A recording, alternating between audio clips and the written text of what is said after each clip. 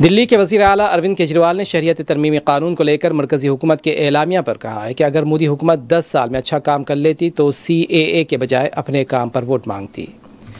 केजरीवाल ने कहा कि आज बेरोज़गारी और महंगाई का हल निकालने के बजाय बीजेपी CAA की बात कर रही है। लोग महंगाई से परेशान हैं, नौजवान रोज़गार के लिए तरस रहे हैं, लेकिन बीजेपी CAA पर वोट मांग रही है। नमस्कार।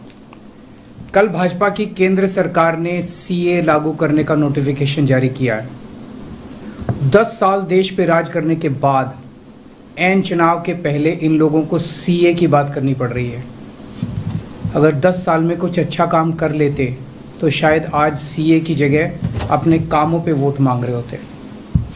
आज देश के सामने सबसे बड़ी समस्या महंगाई और बेरोज़गारी की है।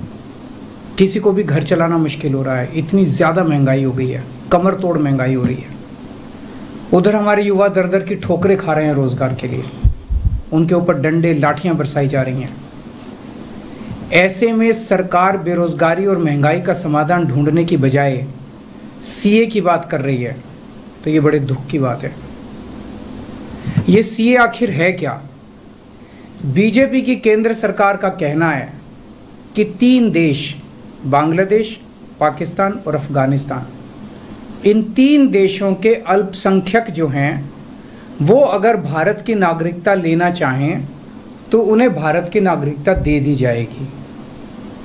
इसका मतलब बड़ी संख्या में यहाँ से अल्पसंख्यकों को हमारे देश में लाया जाएगा, उनको रोज़गार दिए जाएंगे, उनके लिए घर बनाए जाएंगे, उनको यहाँ बसाया जाएगा। अजीब बात है ना। बीजेपी की केंद्र सरकार से हमारे बच्चों को रोजगार दिए नहीं जा रहे, पाकिस्तान से लोगों को लाके उनके बच्चों को रोजगार देना चाहते हैं।